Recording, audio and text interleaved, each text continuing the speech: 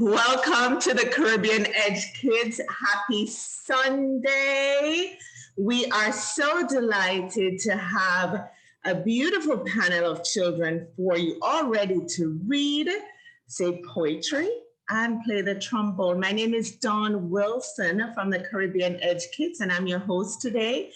We do have the lovely Auntie Sophie. Hi, Auntie Sophie. And we must say, February is Reggae Month, Black History Month. So much to be ready for in February. So invite all your friends to come tune into the Caribbean Edge Kids. Join us on Facebook and YouTube so you don't miss the excitement as the kids bring it all for you, just like they are today. So we have Ariana joining us. Hi, Ariana. How are you? I'm good. Good. So you're excited to be on the Caribbean Edge Kids? Yes. Thank you so much for taking out on your Sunday afternoon to be with us to help motivate and inspire other young children. And you're the first trombone player we've had on this show. So we're excited to hear what you have for us. Thank you, Mommy and Daddy, for having her as well. We appreciate our parents and our viewers. And we have Miss Kennedy joining us as well. Welcome, Kennedy. Thank you. How are you doing today? I'm doing good. Good, good. And a Sunday afternoon with Caribbean Edge Kids. Miss Kennedy loves basketball, TikTok, singing, and she wants to be a teacher. We so appreciate our teachers. So welcome, welcome, welcome. And we also have Raheem, who is joining us from Jamaica. Hi, Raheem. Hi. Good. How are you today? I'm fine, thank you. You're fine. And Raheem is going to talk some Patwa for us today. Look at this handsome face. And Raheem is 10 years old. He wants to be a surgeon. And his motto is, I can do all things through Christ. And what he does for fun is read. So you know he has something in store for you today. So welcome, welcome, welcome. I must say for Ariana as well, she's 15. She loves music, drawing, mystery solving shows. She enjoys watching those. And she wants to be a musician or a homicide detective. So very interesting career choice. We've not had a homicide detective. And I, Auntie Dawn, love all those shows. I watch all those shows. My favorite one right now is Chicago PD, along the lines, but not the same thing, but I love Criminal Minds and my daughter loves it too. How about you, Auntie Sophie? Yes, I like those too. Perry Mason and Matlock. Can you hear me? Yes, she bring up the old school one. I am dating myself. So we're going to kick off with Raheem reading for us this morning. Welcome again, Raheem. Tell us what you have for us. I have a little bit of a Bible story. It's a book that I got and I read it in 3 days when I got it. The Jealous Brothers. Jacob had 12 fine sons. There were Leah's 10 boys, and they were Rachel's boys, Joseph. Jacob's heart warmed at the thought of Joseph. He loved him more than all the others put together, and they knew it. Benjamin was special too, but he was still very young. Rachel had died when Benjamin was born. Jacob had a special coat made for Joseph, a very fine coat with long sleeves, not the kind of thing to wear for minding the sheep.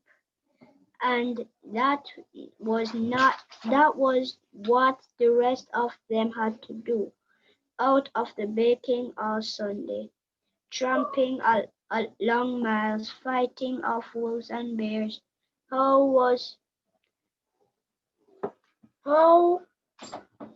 They ate Daddy's little pet, his precious Joseph. It was bad enough to have him telling tales, but then he began to listen to them his dreams.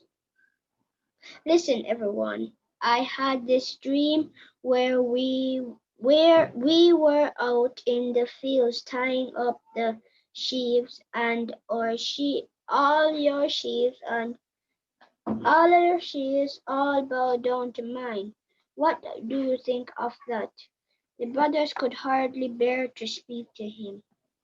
Ev- Listen, everyone. I had this dream. I saw the sun and the moon, the 11 stars bow down to me. This was too much even for his father. What kind of dream is that? Do you think your brothers and Leah and I are going to come and bow down to you? The anger in his voice took Joseph by surprise. One day, when the brothers were miles away with the flock, Joseph was sent to find them. They saw him coming a long way off with that coat on. It wasn't hard to spot him. Suddenly, all their jealous burst out. They hated Joseph. They wished he were dead.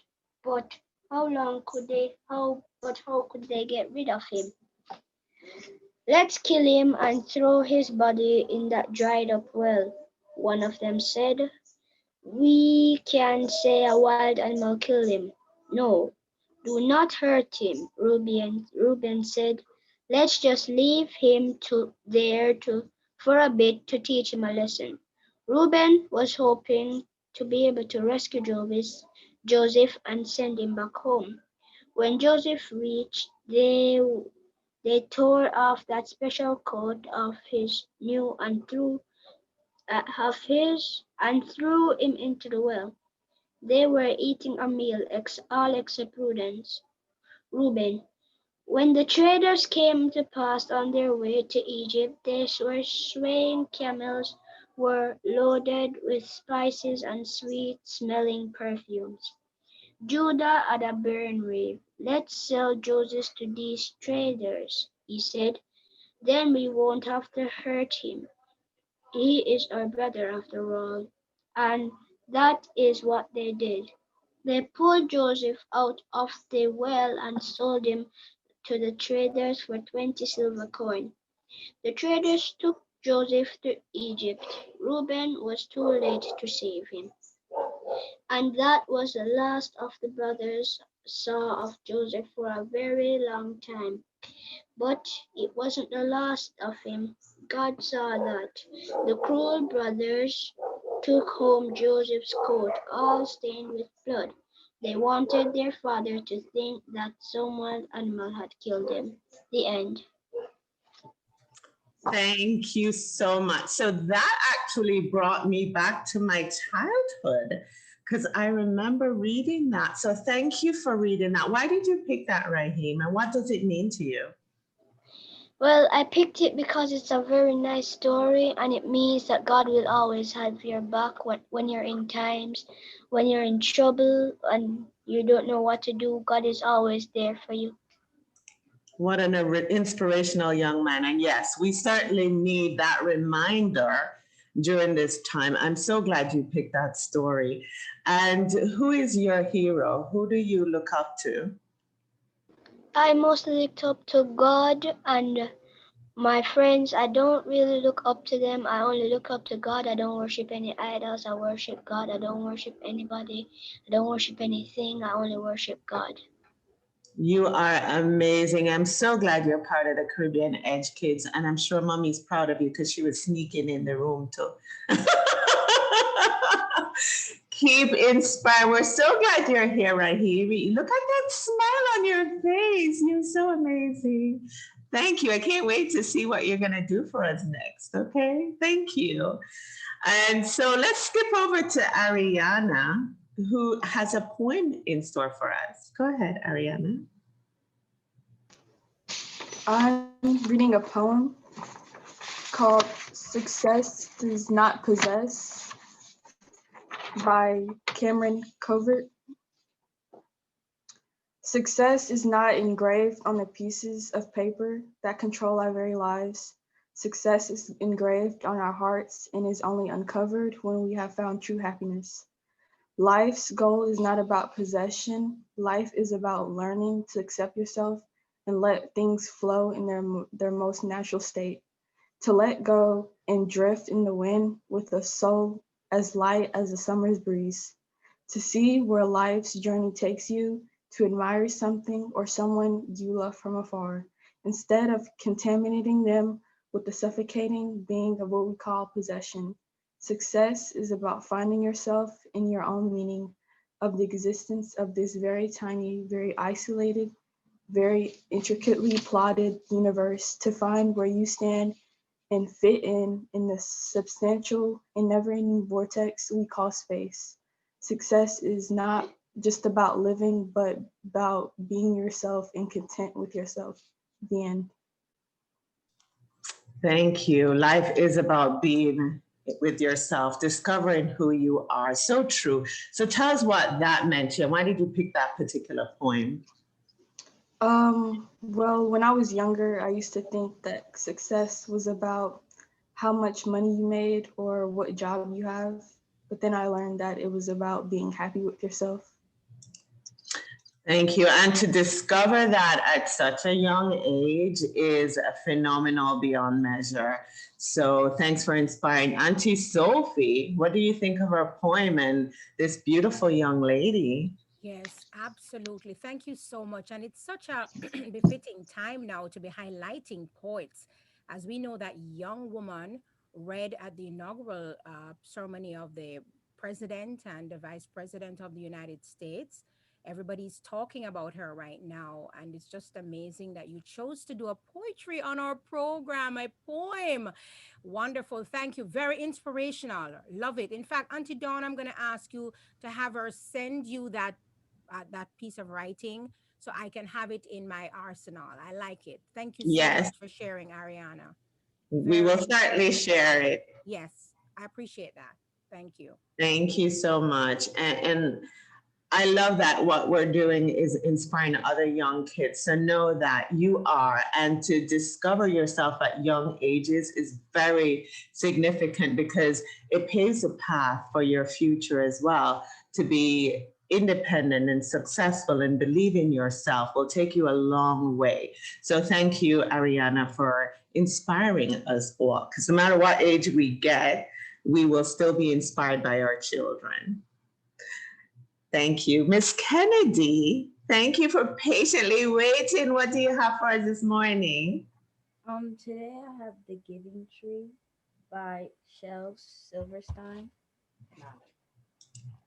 Once there was a tree, and she loved a little boy, and every day the boy would come, and he would gather her leaves and make them into crowns and play king of the forest. He would climb up her trunk and swing from her branches and eat apples, and they would play hide and go seek. And when he was tired, he would sleep in her shade, and the boy loved the tree very much, and the tree was happy. But time went by, and the boy grew older, and the tree was often left alone. Then one day the boy came to the tree, and the tree said, "Come, boy, come and climb up my trunk and swing from my branches and eat apples and play in my shade and be happy." "I am too big to climb and play," said the boy. "I want to buy things and have fun. I want some money. Can you give me some money?" "I'm sorry," said the tree, "but I have no money. I have only leaves and apples. Take my apples, boy, and sell them in the city. Then you'll have money and you'll be happy." And so the boy climbed up the tree and gathered her apples and carried them away, and the tree was happy. But the boy stayed away for a long time. The tree was sad. And then one day the boy came back, and the tree shook with joy and she said, "Come, boy, climb up my trunk and swing from my branches and be happy." "I am too busy to climb trees," said the boy. "I want a house to keep me warm," he said. "I want a wife and I want children, and so I need a house. Can you give me a house?" I have no house, said the tree. The forest is my house. But you may cut off my branches and build a house. Then you'll be happy. And so the boy cut off her branches and carried them away to build his house. And the tree was happy. But the boy stayed away for a long time, and when he came back, the tree was so happy she could barely speak. Come, boy, she whispered, come and play. I'm too old and sad to play, said the boy. I want a boat that will take me far away from here. Can you give me a boat?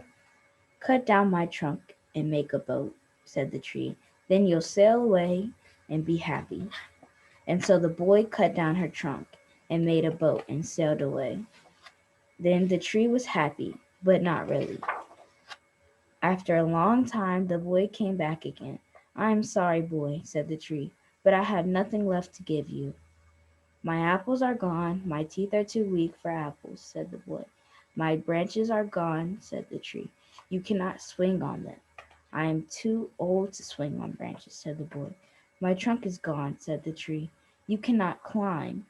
I am too tired to climb, said the boy. I am sorry, sighed the tree. I wish that I could give you something, but I have nothing left. I am just an old stump, and I'm sorry. And I don't need very much now, said the boy. Just a quiet place to sit and rest. I am very tired. Well, said the tree, straightening herself up as much as she could. Well, an old stump is good for sitting and resting. Come, boy, sit down, sit and rest. And the boy did, and the tree was very happy. The end. Thank you. And tell us why you picked that book. Because it gives you like a moral of the story, like don't be selfish and take things away from people, and learn to just share. Absolutely. Another inspirational story. Absolutely love it because it's so important, especially now that we pay attention to how we're sharing and how we're treating each other. The world is changing. I think that 2021 is just a year of hope that we continue to inspire, motivate each other, and uplift each other. I mean, we saw a lot of changes right here in the United States with women supporting each other, wearing pearls, which I'm wearing today again. So it's about uplifting and supporting each other. So thank you, Kennedy, for that inspirational story. Who inspires you? My parents and my grandparents and God. Thank you. Amazing panel of children today. So we are going to have some fun with Patwa. We do have Ariana who's going to play the trombone in a little bit for us. And we also have Auntie Sophie. So if you're tuning in, remember to share this episode because we're not done with you yet. So welcome. I keep saying morning, it's afternoon. It feels like morning still. But Wagwan, Caribbean Edge viewers and kids, Raheem is in Jamaica and him tell us they know how to chat Patois. Ariana and Kennedy are not from Jamaica and they do not know how to speak Patois. So they're going to learn a couple words today. So Raheem, you ready for me? Yeah. Yes. So how is your morning going so far, your afternoon? Tell us and respond speaking Patois. Oh yeah, do. Ita go on good. It's going good. So Ariana and Kennedy, that means it's going good. It's going good. So Kennedy, can you say that?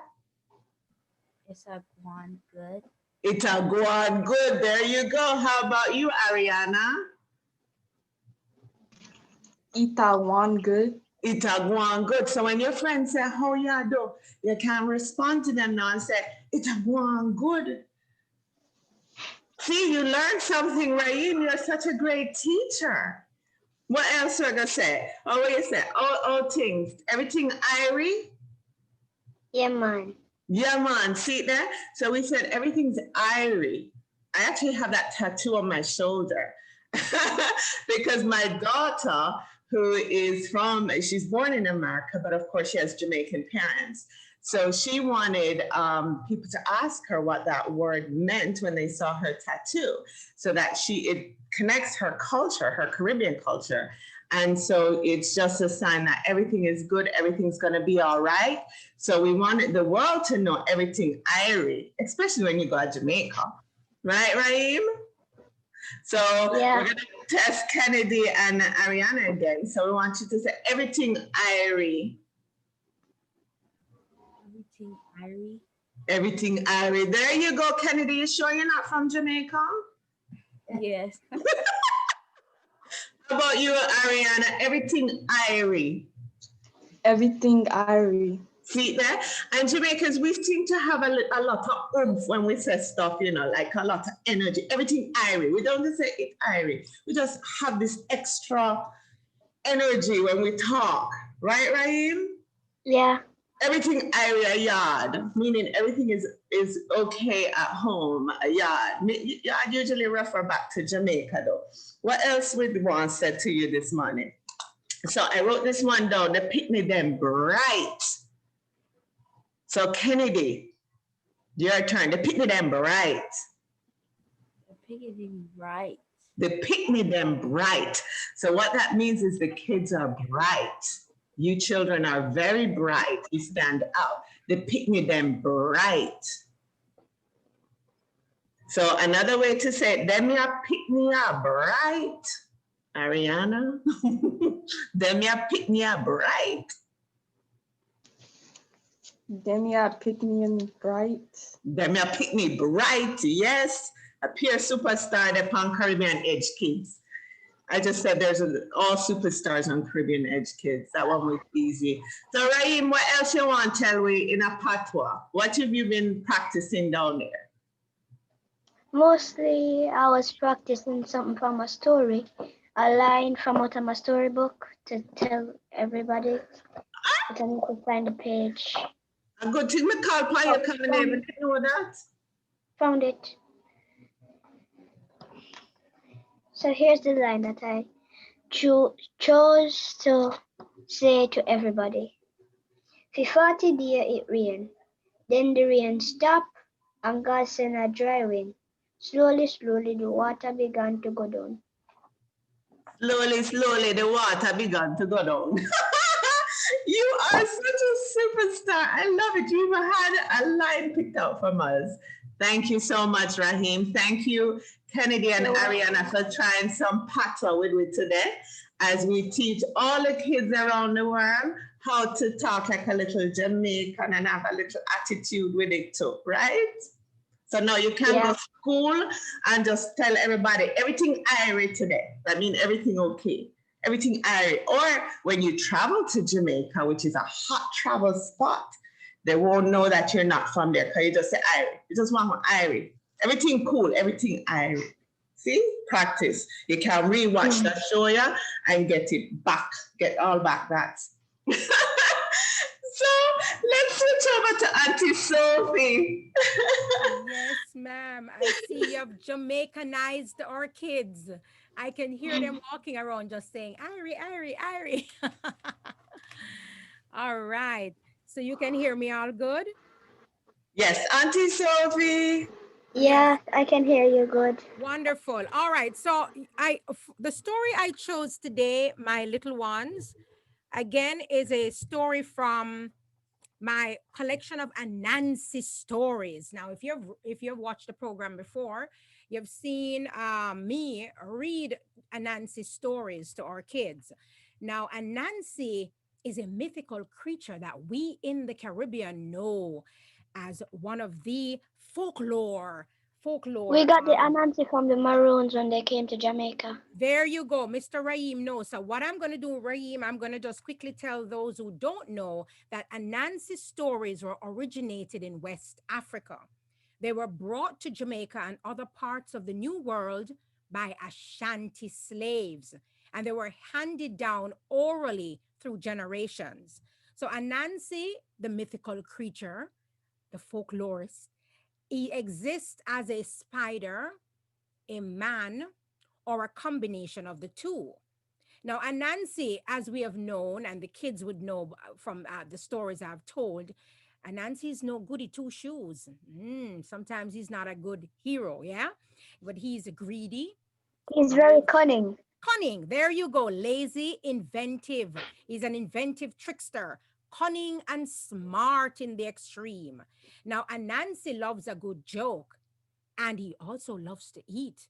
And when he's not sleeping, he's always up to something. Now, Raheem, last two shows I read how Anansi got his 8 legs stretched, how they were stretched, and how Anansi had 8 legs. Because what they do is each story kind of gives you an idea of how this creature became. How he became to being, understand? And then another story I read was how Anansi stories were called Anansi stories, how he owned the stories of the forest and the jungle and how it was passed down. Well, today I chose a story where Anansi is up to his tricks. Let's see what happens. This one is called Anansi. Let me get to the topic, and Anansi and the gum statue. Now, everybody listen up. Once upon a time, there lived in a small village a man called Kwaku Anansi. He lived with his wife, Cornole, and their son, Tikuma. There was famine in the village, so Anansi and his family decided to make a big farm. They worked all day without rest. However, Anansi did not work as much as his wife and son. He often complained of being ill and stayed at home to smoke his pipe and to sleep. One day, Anansi went to the farm and saw how beautifully everything had grown. These vegetables, corn, yam, and fruits are all ripe, he said to himself. At that very moment, he thought of a secret plan. Anansi went home singing an old festival song. He called his wife and son to his bedroom and he said to them, I, Kwaku Anansi, will not live forever. One day I will die. And when that happens, I want you to promise to do what I am going to tell you. He went on. When I die, bury me in the center of our farm. Put the following in my coffin: a pot, a spoon, a knife, a ladle, a box of matches, some charcoal and kerosene, and add some salt and dried fish and palm oil. So he lit his pipe and continued. My last wish is that after you have put my coffin in the earth, do not cover it with sand, but with leaves and flat wood. Do not forget to let me go away with my pipe. He breathed deeply. These things which I'm asking you to do for me will help me find my way to heaven. I almost forgot one thing though. Use a simple coffin and don't nail the lid down, he concluded. Cornoli and Tikoma nodded. They wondered what was wrong with Anansi. The next day, Anansi fell ill. He grew worse with each passing day. Finally, at the end of the week, he died. The whole village gave Anansi a befitting burial. All his wishes were fulfilled. After the burial, Konorli and Tikuma thought it was time to harvest the farm and enjoy the fruits of their labor. Surprisingly, each morning when they arrived on the farm, they noticed that someone had stolen some of their crops. This went on for some time until they could no longer bear it. Konarli wondered, Tikuma, what can we do to stop the thief? Tikuma thought hard and offered a solution. Let us make a gum statue and place it at the center of the farm to frighten and possibly catch the thief. It's a good idea, said Konarli. The next morning, the gum statue was made and placed at the center of the farm. Anansi woke up at midnight to continue what he had been doing in the past weeks, which was stealing as much food as he could eat. He would make fire, cook, and eat it before morning. He would always ate and ate and ate to his satisfaction before smoking his pipe under the moonlight. That night, as soon as Anansi woke up, he saw someone standing at a distance. He thought that since the farm belonged to him and his family, he could challenge anyone who came there at night. Who are you? He shouted and went a bit closer to frighten the intruder. What are you doing here? He yelled again, but there was no answer. He went closer still and screamed, If you do not answer me, I will beat you severely. Again, there was no answer. He then slapped the gum statue with all of his strength on the left cheek. His right hand stuck to the statue, so he threatened, If you do not leave my hand, I will slap you again. He slapped the statue on the other cheek, and his left hand also got stuck. He then used his head and stomach. Finally, he kicked with his legs and found that he was glued from head to toe to the statue. Realizing he was trapped, Anansi began to beg the gum statue, Let me go, and I'll give you everything on the farm. Anansi pleaded till daybreak, and yet the gum statue would not let him loose. He was covered in sweat. The sun began to rise, and Kanorli and Tikuma arrived on the farm. From a distance, they saw someone stuck to the gum statue. They ran back to the village to call all the villagers.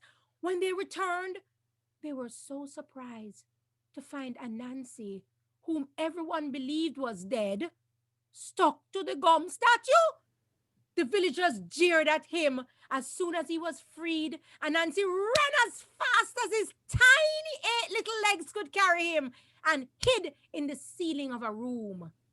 And there he remained in the ceiling of rooms till this very day. Jack Mandora, me no choose none. That's how we end our Anansi stories. Do you remember that story, Raheem?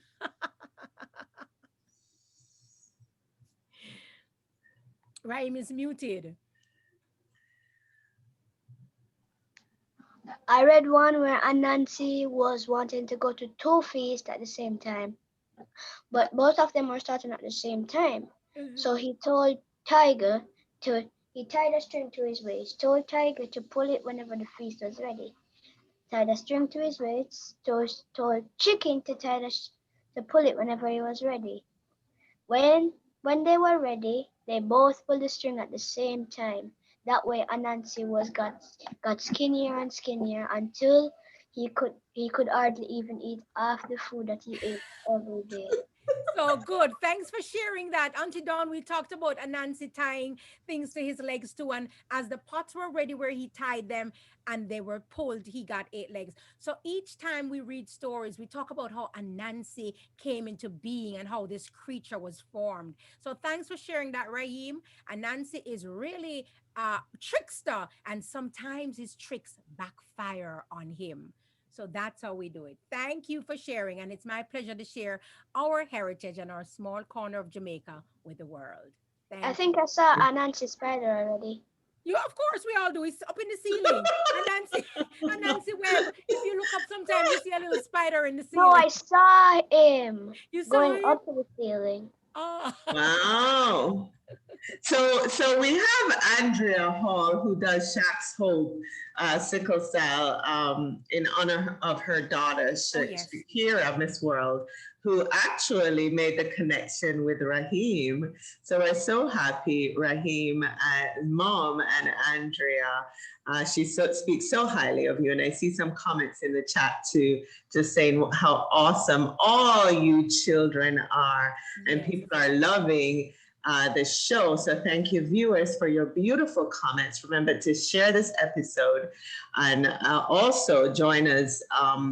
You can also, if you have amazing kids that are interested in coming on the show, to just email us as well on the Carib caribedgekids@gmail.com. So the caribedgekids@gmail.com. But we love all our children and everything that you have to offer, because like Kennedy and Ariana, this is probably your first time being exposed to an Anansi story, right?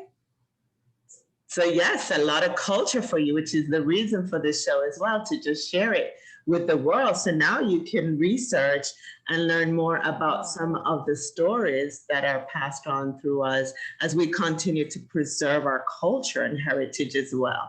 So thank you all.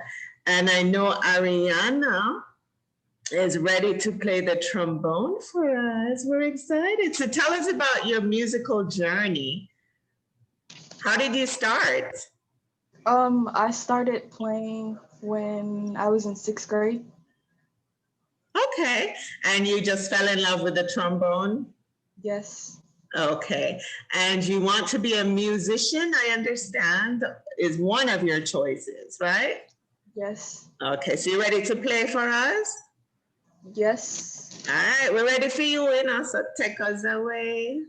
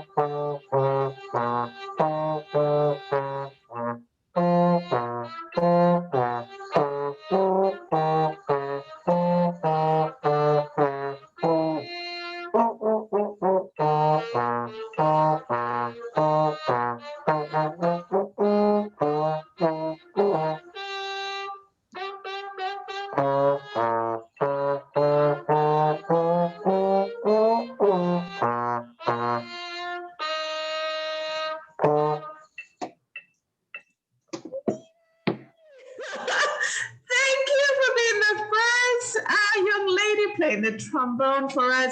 And I see Auntie D. Wilson says, Ariana, Auntie is so proud of you. So thank you. And tell us why you chose that particular song, and what it does it mean anything specific, special to you? This was the song that I played at my first band concert. So it will always remain a part of your wonderful memory bank, right? Thank you. And Auntie Sophie, I mean, me love you, me love you, me love you. You always bring such flair with your stories. You must see me in the background just eat it all up as usual.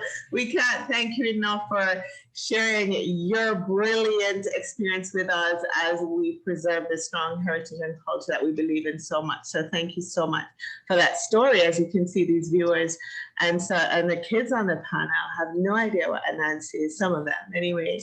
And so that's the importance of what we do today. So kids, anything you want to say today before we lock shop? Let's start with Raheem. Raheem. I am thanking everyone for visiting this channel and watching and making sure that they learn a bit of Patwa before they go. And I'm thanking them for liking and subscribing, and also share, please. And also follow them on Facebook. Jesus! what? Raheem, me adopt you, me come Jamaica, me come find you. Your marketing agent, Auntie Dot. It's not planned, guys. That's just Raheem. That just shows how brilliant this young man is. So thank you. We want to thank your mom as well for sharing us with you, and of course for Andrea Hall introducing us to you. You're going places, young man, and you're inspirational. Keep I love your motto, and please keep believing and motivating us all. Thank you. You're welcome. How about you, Miss Kennedy? I was just gonna You thank are welcome. Thanks, Mom. Go ahead, Kennedy. I was just gonna thank you for inviting me here and being able to share my story with everyone. It's such a pleasure to have you. I love your hairstyle today too, and your beautiful smile, and keep inspiring. We hope you will join us again on the show. And Miss Ariana, what a beautiful poem. You're gonna share that with us in our chat, or you could send it to me off the side and we'll post it. And for playing the trombone, anything you wanna say to us? Thank you for having me here. It was fun and I love the stories. Yes, all the stories were perfect and wonderful. Thank you, kids. And Auntie Sophie. Happy to be here. And thanks, kids, for sharing your talent with us. We appreciate you so much. And I encourage the parents to always encourage the children to read, read. And if you have a talent, mommy and daddy, please support your kids in their talent. Please support them. It's important. Can't bury that talent, have to share it with the world. So thank you, thank you, thank you. And Raheem, you're only 10 years old. So Yes. we're expecting big things from you. Lots to come. Again, all of you, thank you for being here. And we in Jamaica, when we say bye-bye, we say, walk good, walk Wow, good. good. Thank you again to the parents, the viewers, to our future children that are joining us on the show. So remember to email us at thecaribedgekids@gmail.com or put it in the chat. We'll reach out to you. But we want to showcase your beautiful children, and we want to bring you the Caribbean as well. So please reach out, and thank you once again. Thanks for tuning into the Caribbean Edge. One love. Irie.